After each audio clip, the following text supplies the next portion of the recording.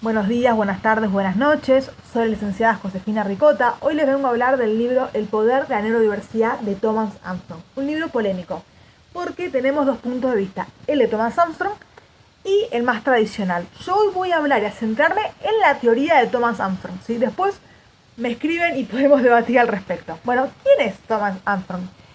Es un estadounidense que nació en el año 52, ¿sí? Es psicólogo, educador y escritor. Es reconocido, ¿sí?, por su aporte en la educación y el desarrollo humano, especialmente en el área de neurodiversidad. Él se formó en la Universidad Estatal de Nueva York y obtuvo su doctorado en la Universidad de California. En este libro, El poder de la neurodiversidad, propone un cambio profundo en la manera de comprender las diferencias neurológicas. Va a plantear abandonar el modelo tradicional, por eso les digo que es polémico, centrando a la enfermedad y el déficit para adoptar una perspectiva que reconozca la diversidad cerebral como una expresión natural de la condición humana. Es decir, en lugar de considerar trastornos como el autismo, el TDAH o la dislexia únicamente como patologías, él va a invitar a verlos como variaciones del funcionamiento del cerebro que también incluyen fortalezas, talentos y potencialidades. Desde el inicio, Armstrong cuestiona la tendencia de la cultura occidental a medicalizar las diferencias. En el primer capítulo ya utilizaba una metáfora visible en las páginas iniciales, donde compara a las personas con flores en una consulta médica para mostrar lo absurdo de etiquetar como enfermedad aquello que simplemente es una diferencia en el desarrollo. Esta crítica apunta directamente a los sistemas diagnósticos y a la proliferación de categorías clínicas que, lejos de comprender al individuo, muchas veces lo reducen. Bueno, Armstrong introduce el concepto de neurodiversidad como un marco teórico y ético. Este concepto sostiene que no existe un único cerebro normal, sino una amplia gama de configuraciones neurológicas. Así como la biodiversidad es esencial para la vida en el planeta, la diversidad cerebral también es valiosa para la humanidad, según Armstrong. El autor va a explicar que el término surgió en las últimas décadas y se vincula con movimientos sociales que buscan el reconocimiento y la inclusión de personas con diferencias neurológicas.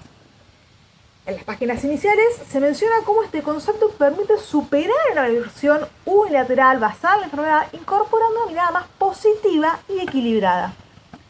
Desde esta perspectiva, las etiquetas diagnósticas dejan de ser definiciones cerradas para convertirse en formas de nombrar diferencias dentro de un continuo humano.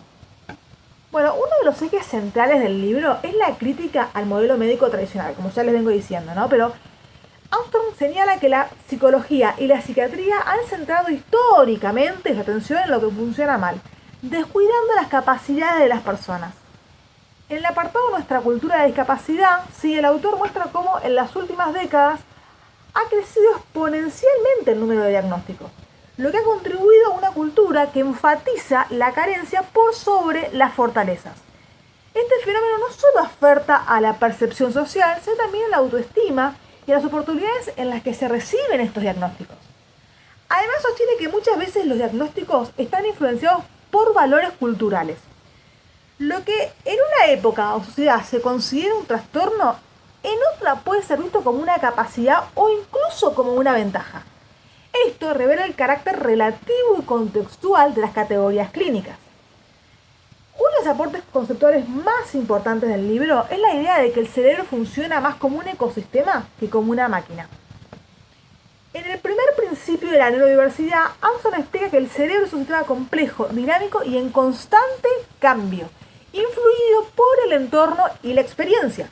Esta metáfora permite comprender que no hay una forma correcta de funcionamiento, sino múltiples formas posibles, cada una con sus propias ventajas y limitaciones. Además, la idea de plasticidad cerebral, la capacidad del cerebro para adaptarse y transformarse. El libro se estructura en torno a 8 principios fundamentales que resumen su propuesta. En primer lugar, que el cerebro humano es un ecosistema, no una máquina, como les dije antes, ¿no? O sea, que esto destaca la complejidad y la capacidad de adaptación del cerebro. En segundo lugar, tenemos las capacidades humanas, existen en continuos, es decir, no hay categorías rígidas entre lo normal y lo patológico, sino gradientes, espectros. En tercer lugar, las competencias dependen del contexto cultural, es decir, lo que se valora como habilidad o discapacidad varía según la cultura. En cuarto lugar, el concepto de discapacidad es relativo. Es decir, depende del entorno, la época y las expectativas sociales. En quinto lugar, el éxito depende de la adaptación al entorno. Es decir, las personas prosperan cuando el entorno se ajusta a sus características. En sexto lugar, la construcción de nichos es clave. Esta es la que a mí más me gusta, bueno, no importa. Las personas pueden crear o encontrar entornos que potencien capacidades. En séptimo lugar, la construcción de nichos incluye decisiones vitales, es decir, como elecciones laborales, uso de tecnologías y redes de apoyo. Y en octavo lugar, el entorno modifica el cerebro, ¿sí? O sea, es decir, a través de la plasticidad neuronal, los contextos influyen directamente en el desarrollo cerebral. Estos principios constituyen el núcleo teórico del libro y ofrece una guía para repensar la educación, la clínica y la vida social. Bueno, a lo largo de los capítulos, Armstrong analiza distintos trastornos como el TDAH, el autismo, dislexia, ansiedad, entre otros, mostrando no solo sus dificultades, sino también sus potencialidades. Por ejemplo, las personas con dislexia pueden tener habilidades espaciales y creativas destacadas. Quienes tienen TDAH pueden mostrar altos niveles de energía, creatividad y pensamiento divergente. Las personas con autismo pueden poseer una gran capacidad de sistematización y atención al detalle. ¿Sí? El objetivo de Armstrong no es negar las dificultades, sino equilibrar la mirada, ¿no? Reconociendo tanto los desafíos como las fortalezas. Un concepto clave del libro es el de construcción de nichos, que es lo que decía que a mí me encanta del libro. Yo creo que una de las cosas que más rescato del libro es esta. Bueno, que es desarrollado como las personas pueden modificar su entorno o elegir contextos que se ajusten a sus características. En lugar de forzar a los individuos a adaptarse a un modelo único, se propone adaptar los entornos para que puedan desplegar su potencial. Esto incluye elecciones vocacionales adecuadas, uso de tecnologías de apoyo, redes de acompañamiento, estrategias educativas inclusivas. Este enfoque tiene profundas implicancias para la psicopedagogía, ya que desplaza el foco desde la corrección del déficit hacia la optimización del contexto. El libro dedica un apartado a la educación, ¿sí? Donde critica los modelos tradicionales que tienden a homogeneizar a los estudiantes. Armstrong propone una educación inclusiva que valore las diferencias y promueva distintos estilos de aprendizaje. Señala que muchas prácticas educativas refuerzan la exclusión y el estigma, mientras que una educación basada en la neurodiversidad puede generar mejores resultados para todos los estudiantes. En las páginas finales se aborda la importancia del entorno en la modificación del cerebro.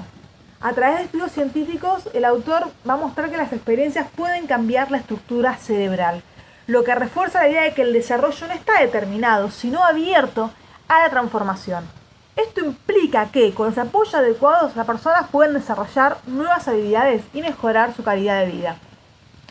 En conclusión, el núcleo central del libro sí es una invitación a cambiar la mirada, pasar de una lógica de déficit a una lógica de diversidad. Armstrong no niega el sufrimiento asociado a ciertos trastornos, pero insiste en que centrarse exclusivamente en lo negativo limita las posibilidades de desarrollo.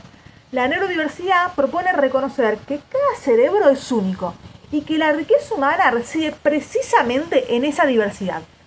Desde esta perspectiva, el objetivo es normalizar a las personas, sino crear condiciones para que una pueda florecer según su propia forma de ser.